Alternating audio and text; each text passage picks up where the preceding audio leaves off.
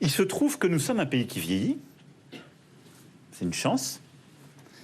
On en parlait, il y a le grand âge. On est un pays qui essaie de mieux en mieux de prendre en compte aussi les enfants, ce qu'on a fait avec les mi-jours. Et donc, au fond, on a de plus en plus de maladies chroniques. On a de plus en plus de vulnérabilités qu'on veut prendre en charge.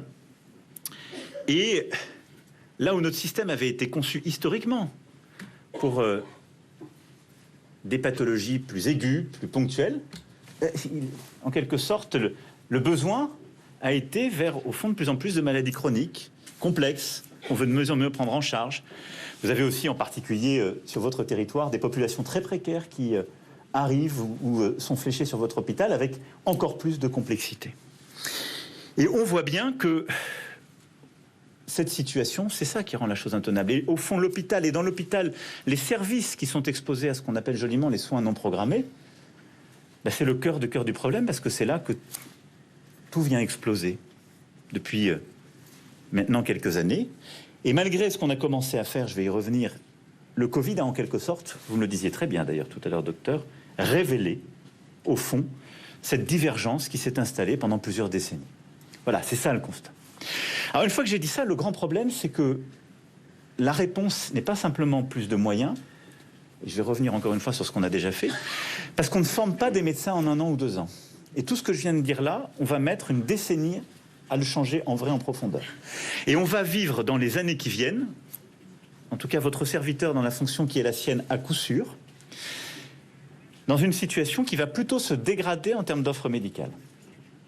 Parce qu'en plus, on a la démographie de nos médecins, et il se trouve que beaucoup d'entre eux arrivent dans un âge qui est plutôt celui d'aller vers la retraite. Et donc, il n'y a pas de recette miracle qui va dire, en un seul coup, on va vous créer une offre de santé formidable pour répondre à ce qu'on a, aux erreurs du passé ou la mauvaise programmation, et à cette société qui change.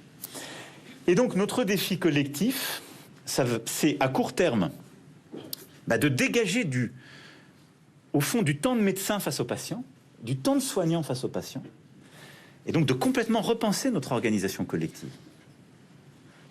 En ville, à l'hôpital, de la penser de manière coopérative, et j'insiste là-dessus, en apprenant aussi ce qu'on a collectivement fait pendant la période Covid. Et je le dis, le professeur là, qui me parlait tout à l'heure le disait très bien, il y a une chose, un trésor qu'on a eu pendant la période Covid qui fait qu'on a tenu, qu'il ne faut pas perdre dans cette période, c'est la coopération entre tous. Et la solution pour bâtir l'avenir, elle est dans la coopération entre personnel administratif et soignants, entre soignants paramédicaux et entre la ville et l'hôpital. Tous ceux qui voudront bâtir des solutions en opposant les uns aux autres nous feront perdre du temps et en quelque sorte rendront le système encore plus inefficace. C'est par de la coopération, l'incitation à la coopération et le fait qu'on bâtisse une équipe complète qu'on y arrivera.